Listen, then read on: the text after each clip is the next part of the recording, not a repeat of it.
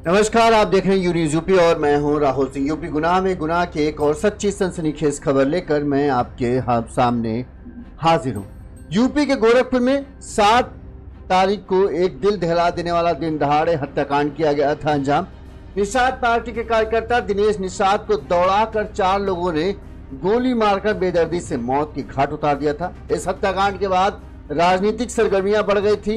विपक्षी पार्टी जहां Samajwadi party BJP सरकार पर निशाना साध रही थी, वहीं बीजेपी जो निषाद पार्टी के नेता थे संजय निषाद, उन्होंने विपक्षी पार्टियों पर निशाना साधा था। इसके अलावा गोरखपुर पुलिस पर लगातार दबाव था कि इस मामले में जल्द से जल्द वो ताबड़तोड़ एक्शन करे। लिहाजा इस हत्याकांड के बाद से ही गोरखपुर पुलिस एक्टिव हो गई थी और मुख्य आरोपी और जो भी जिनके ऊपर भी केस दर्ज किया गया था उनके पूरे मामले की तलाश में पुलिस जुटी हुई थी। आज 9 तारीख को पुलिस को एक बड़ी कामयाबी मिली। पुलिस ने मुख्य आरोपी जुगल निषाद, जो कि शायद दिनेश निषाद का चचेरा भाई भी है, उसको पुलिस ने मुठभेड़ के बाद गिरफ्तार कर लिया है। बताया जा रहा है जुगल निषाद के पैर में गोली लगी है। गोरखपुर में दिन दहाड़े हत्या करने वाले जुगल निषाद को पुलिस ने मुठभेड़ में धर दबोचा। जो फायरिंग कर भागा था, अब पुलिस की गोली खाकर अस्पताल में पड़ा है। लेकिन सवाल यह है, आखिर किस बात की इतनी दुश्मनी थी कि एक पार्टी कार्यकर्ता को 20 सड़क दौड़ाकर सिर में गोली मारी गई।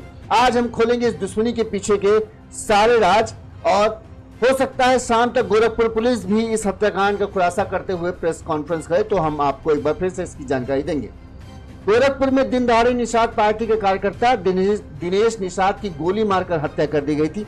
दिनेश निषाद जो निषाद पार्टी कार्यकर्ता तो जरूर था, लेकिन दिनेश निषाद भी एक नामी हिस्ट्री सीटर था। उस पर भी 29 से ज्यादा मुकदमे दर्ज थे, यानी एक अपराधी वो भी कहे था। मुख्य आरोपी जुगल निषाद को पुलिस ने मुठभेड़ में गिरफ्तार कर लिया। पुलिस मुताबिक जुगल किशोर को पकड़ने के लिए घेराबंदी की गई थी, तो वो पुलिस टीम पर फायरिंग करने लगा। जवाबी कार्रवाई में पुलिस ने भी फायरिंग की, जिसकी वजह से पुलिस की गोली जो है वो जुगल निषाद के पैर में लगी, जिसके बाद उसे धर दबोचा गया। अब ये कहां पर पूरा मुठभेड़ हुई, ये आपको बता देते हैं। गोरखपुर जिले के बेलीपार थाना क्षेत्र के भरवला गांव निवासी व बेलीपार थाने के हिस्ट्री सीटर दिनेश निषाद की 7 जून को गोरखपुर वाराणसी हाईवे पर बेलीपार के महोबा गांव के सामने बदमाशों ने 200 मीटर तक दौड़ाकर गोली मारी थी। दिन दहाड़े हुई इस वारदात से पूरे इलाके में सनसनी फैल गई थी। घटना के बाद से भाग रहे हमलावरों का वीडियो भी वायरल हुआ था। शनिवार रात एसओजी ने सर्विलांस की मदद से गोरखपुर में छिपे नामजद आरोपी संजय निषाद को हिरासत में लिया था। संजय निषाद वही व्यक्ति था जो दिनेश निषाद को बाइक पर बैठाकर गोरखपुर आ रहा था। ठीक, यानी एक तरीके से कहें दिनेश निषाद संजय निषाद के साथ थे, लेकिन संजय निषाद जो मिला हुआ था वो बताते हैं जुगल निषाद लोगों से मिला हुआ था। संजय के साथ ही बाइक पर बैठकर दिनेश अपने गांव आ रहा था दवाई लेकर। इसी बीच कार सवार हमलावरों ने ओवरटेक किया, बाइक रोकी गई। हमलावरों ने बाइक रोकने की कोशिश की तो संजय ने बाइक रोक दी। उधर हमलावरों को पहचानते ही बाइक पर पीछे बैठा दिनेश खेत की तरफ भागने लगा। पीछा कर हमलावरों ने उसे तालाब के पास गोली मारी और हमलावर वहां से फरार हो गए। दिनेश के भाई रमेश ने चचेरे भाई जुगल निषाद, उसके 2 बेटे सहित 11 लोगों पर इस हत्या का मुकदमा दर्ज कराया था। मुख्य आरोपी जो है जुगल निषाद भरवलिया गांव का रहने वाला है। जुगल निषाद जिसके ऊपर किन ऊपर केस दर्ज हुआ था, जुगल निषाद, उसका पुत्र पंकज निषाद, प्रेम निषाद, गांव के ही सुरेंद्र निषाद, इंदल निषाद, संजय निषाद, संतोष निषाद, अनिल निषाद समेत 8 नामजद और 11 लोगों पर टोटल मुकदमा दर्ज कराया था दिनेश के भाई सुरेश ने। पुलिस की टीम और एसओजी की टीम लगातार आरोपियों की गिरफ्तारी के लिए दबिश दे रही थी। दिनेश निषाद की हत्या के मामले में पुलिस और एसओजी ने 26 लोगों को हिरासत में लिया था। इसमें नामजद आरोपी संजय निषाद और गांव के प्रधान की पत्नी, सास ससुर भी शामिल है। सभी से पुलिस पूछताछ कर रही थी। बेलीपार थाना अध्यक्ष विशाल कुमार सिंह, उन्होंने बताया कि रात 11 बजे वो बांस गांव मुख्य मार्ग पर कुसमौल गांव के पास पुलिस वाहन चेकिंग अभियान चला रहे थे। इसी दौरान कुसमौल की तरफ से एक बाइक सवार आता दिखा। जब पुलिस ने उसे रोकने की कोशिश की तो बाइक सवार युवक ने पुलिस पर फायर झोंक दिया। फायरिंग हुई तो पुलिस ने भी जवाबी फायरिंग की। जवाबी फायरिंग में एक गोली उसके पैर में लगी, जिसके बाद जब पुलिस उसके पास पहुंची तो देखा ये दिनेश निषाद का मुख्य आरोपी जो था जुगल निषाद था। पुलिस उसे गिरफ्तार कर अस्पताल लाई, जहां उसका इलाज चल रहा है। पुलिस ने जुगल निषाद के पास से अवैध तमंचा, खोखा, जिंदा कारतूस और बाइक को जब्त किया है। जुगल निषाद को पहले बांसगांव पीएचसी में इलाज के लिए भर्ती कराया गया था, जहां पर बेहतर इलाज के लिए उसे जिला अस्पताल रेफर कर दिया गया था। सीओ दरवेश कुमार की निगरानी में उसका इलाज चल रहा है। आप अस्पताल में चेक शर्ट में बैठे हुए व्यक्ति को देख रहे हैं, वही जुगल निषाद है।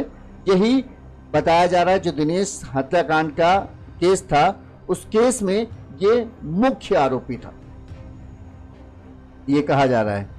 अब हत्या के बाद पुलिस ने जब मोबाइल की कॉल डिटेल खंगाली तो मुख्य आरोपी यानी जुगल निषाद के नंबर से गांव के जनप्रतिनिधि से कई बार बात होने की जानकारी मिली है।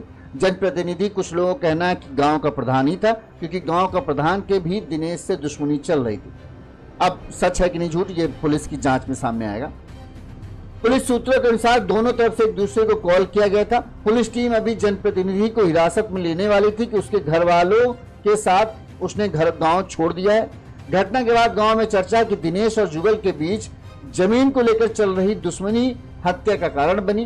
दिनेश के घर के सामने की जमीन पर बने मकान को तोड़ने को लेकर दोनों एक दूसरे को देख लेने की धमकी दे चुके थे और दिनेश इससे पहले कुछ करता, जुगल ने उसको मौत के घाट उतार दिया। अभी आरोप है। पोस्टमार्टम रिपोर्ट में क्या आया था? निषाद पार्टी का कार्यकर्ता दिनेश की दौड़ाकर सिर में 2 गोलियां मारी गई थी, जिससे उसकी मौत हो गई थी। गोलियां सिर के दाहिने तरफ की मारी गई, जो बाएं हिस्से में जाकर फंस गई। पोस्टमार्टम के दौरान दोनों गोलियों को निकाला गया। रिपोर्ट में सिर्फ 2 ही गोली लगने की बात जिक्र सामने आई है, जबकि जो गांव आस पड़ोस के लोग थे उनका कहना है कई राउंड फायरिंग हुई थी, लेकिन हमलावरों ने दिनेश के सिर्फ 2 गोली मारी और दोनों सिर पर मारी, जिससे उसके बचने की संभावना ना के बराबर रह जाए। और इसके बाद वो आपने एक वीडियो देखा होगा, वो वीडियो हम आपको दिखाते हैं जिसमें हमलावर, अब इस वीडियो की पुष्टि हम नहीं करते, लेकिन कहा जा रहा है ये वीडियो उसी दौरान का है जब हमलावर दिनेश को गोली मारकर भाग रहे थे, तब का ये वीडियो है। कहा तो यही जा रहा है, हम आपको दिखाते हैं वो वीडियो।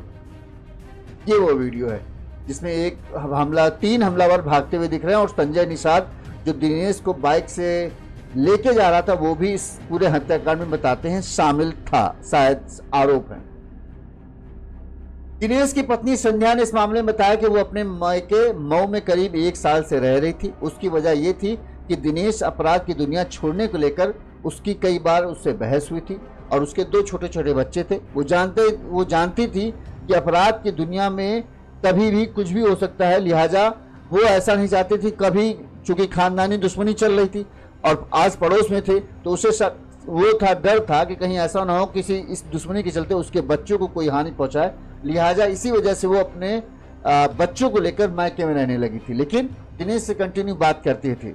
दिनेश का प्लान ये था कि धीरे धीरे वो अपराध की दुनिया से निकलने की कोशिश कर रहा है और अपराध की दुनिया से निकलकर अब वो राजनीति की दुनिया में अपना वर्चस्व बढ़ाएगा। लिहाजा वो चाहता था कि पत्नी यहाँ रहेगी तो उसको भी हमेशा डर बना रहेगा, इसीलिए वो भी यही चाहता था कि वो बच्चों को लेकर मायके में रहे और वो लगातार कंटिन्यू पैसा वगैरह जो होता था वो मायके भेजता रहता था। इधर अपने राजनीतिक वर्चस्व को बढ़ाने के लिए ही दिनेश निषाद ने निषाद पार्टी जोड़ी थी और निषाद पार्टी से जुड़ा था और इसी वजह से लगातार वो उस पार्टी में कार्यक्रमों में एक्टिव भी रहता था, क्योंकि अब उसे अपराध की दुनिया से हटकर राजनीतिक दुनिया में कदम रखना था। और शायद उसने ये सुन रखा होगा कि राजनीति में आना है तो आपका अपराध की दुनिया में भी वर्चस्व होना जरूरी है, लिहाजा उसका गांव में वर्चस्व भी था। वहीं दिनेश की हत्या के बाद दिनेश की मां सरस्वती देवी ने आरोप लगाया कि एक बार प्रधान के ऊपर आरोप लगा, वो आरोप क्या लगा था, तो उनकी मां, दिनेश की मां ने जो सरस्वती देवी, उन्होंने आरोप लगाया था कि प्रधान ने तालाब से मछली निकलवाई थी इसके बाद दिनेश ने अगली बार मछली निकलवाकर पूरे गांव में बंटवा दिया था। इस बात से जो प्रधान था वो बहुत नाराज था।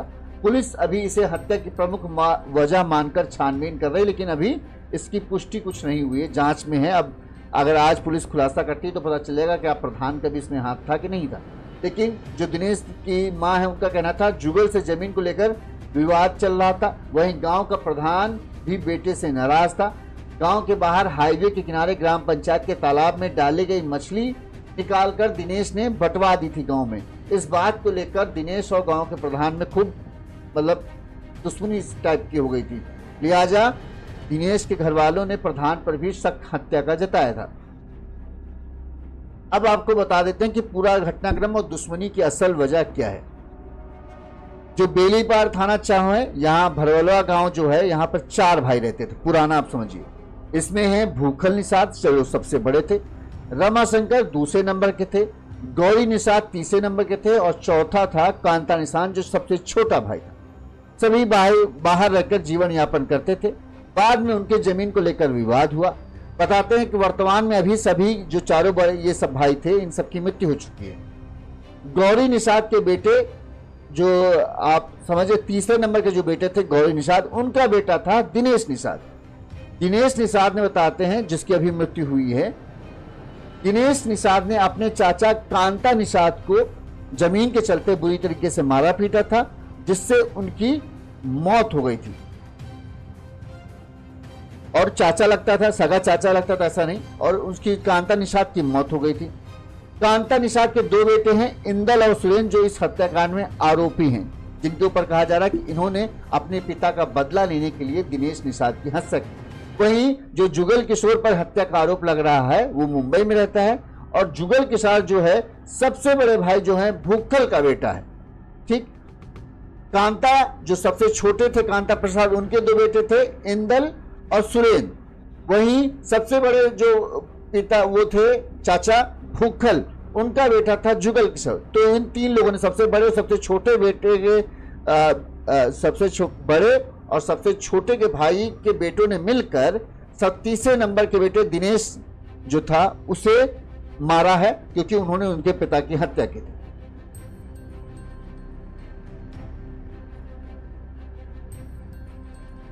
दिनेश निषाद पर 29 मुकदमे बताते हैं दर्ज है। वो अपने गांव के एक व्यक्ति की हत्या के मामले में आरोपी, हत्या में आरोपी कौन, उसके चाचा की हत्या के मामले में आरोपी था, मतलब हिस्ट्री शीटर था। उसको भी कोई वो पाक साफ कहें नहीं था। लेकिन अब जब हमला किया गया था तब उसके पास भी पिस्टल ये मौजूद थी, उसने भी जवाबी फायरिंग की थी, लेकिन हमलावरों को कुछ भी गोली नहीं लगी। ऊपर से उन्होंने दिनेश को मौत के घाट उतार दिया था। अब इस हत्याकांड की अहम वजह अगर देखें तो इस हत्याकांड की वजह पुरानी रंजिश है, जमीन का विवाद है। दिनेश ने कभी जिनके पिता को मारा था उन्हीं ने मिलकर, जब वो बच्चे बड़े हुए, उन्होंने मिलकर अपना चाचा के बड़े लड़के जुगल निषाद को मिलाकर अपने साथ घेर कर दिनेश निषाद को मौत के घाट उतार दिया। अब मुख्य आरोपी जो जुगल निषाद ही है, जिसने बताते हैं कि मुख्य आरोपी वही है, उसी ने सिर पर गोली मारी थी। पुलिस ने उसे हिरासत में ले लिया। मुठभेड़ के बाद उससे पूछताछ चल रही है। शायद आज शाम या कल सुबह तक पुलिस इस मामले का खुलासा कर देगी कि कौन कौन और शामिल हैं। शायद 2 से 3 लोगों को पुलिस हिरासत में है। संजय निषाद भी पकड़ा गया जो दिनेश निषाद के साथ था, और संजय निषाद ही गाड़ी चला रहा था। दिनेश निषाद वाली जिस बाइक पर दिनेश निषाद बैठा था उसे संजय ही चला रहा था। जब हमलावर आए तो वो संजय को इशारा करते हैं, संजय गाड़ी रोक देता है, जबकि दिनेश निषाद कहता है गाड़ी मत रोको। दिनेश निषाद जैसे ही गाड़ी के अंदर देखता है कि वो पहचान लेता है कि ये लोग आज आए हैं, तुरंत वो गाड़ी से उतरकर खेतों की तरफ भागता है। हमलावर उसके पीछे भागते हैं और फिर वो दिनेश को गोली मार देते हैं, सीधे सिर पर 2 गोली मारते हैं, जिससे उसकी मौत हो जाती है। अब खुलासा पुलिस कब करती, जब भी खुलासा करेगी तब भी हम आप तक पूरी जानकारी लेके आ जाएंगे। कहा जाता है कि जिसने खून बहाया अब वो सलाखों में सजा पाएगा। इंसाफ की घड़ी आई है, अब कानून ही फैसला सुनाएगा। दिनेश की हत्या की ये कहानी एक बार फिर साबित करती है कि जमीन, रंजिश और राजनीति, ये तीनों चीजें अगर साथ हो तो खून बहना तय है। यही मामला था इसमें भी। पिता का हत्या दिनेश ने की थी। दिनेश से बदला लेने के लिए उसके बेटे जब बड़े हुए तो उन्होंने किया, और मुख्य वजह क्या थी? जमीन, जिसके चलते इस पूरे हत्याकांड को अंजाम दिया। कभी दिनेश ने उनके पिता को मारा था, अब उन्होंने दिनेश को मार डाला। अब ये दुश्मनी कहां रुकेगी भगवान जाने। बहरहाल पुलिस खुलासे का करीब है, आज शाम तक प्रेस कॉन्फ्रेंस होनी है, अब कब होती है पता नहीं, लेकिन शायद आज शाम या रात में पुलिस प्रेस कॉन्फ्रेंस करे या कल कर सकती है। जब भी इस मामले में जो भी और भी बातें सामने आएंगी वो हम आप तक पहुंचाते रहेंगे। देखते रहिए न्यूज़ यूपी। इस खबर पर अपनी राय हमें जरूर दीजिएगा। नमस्कार।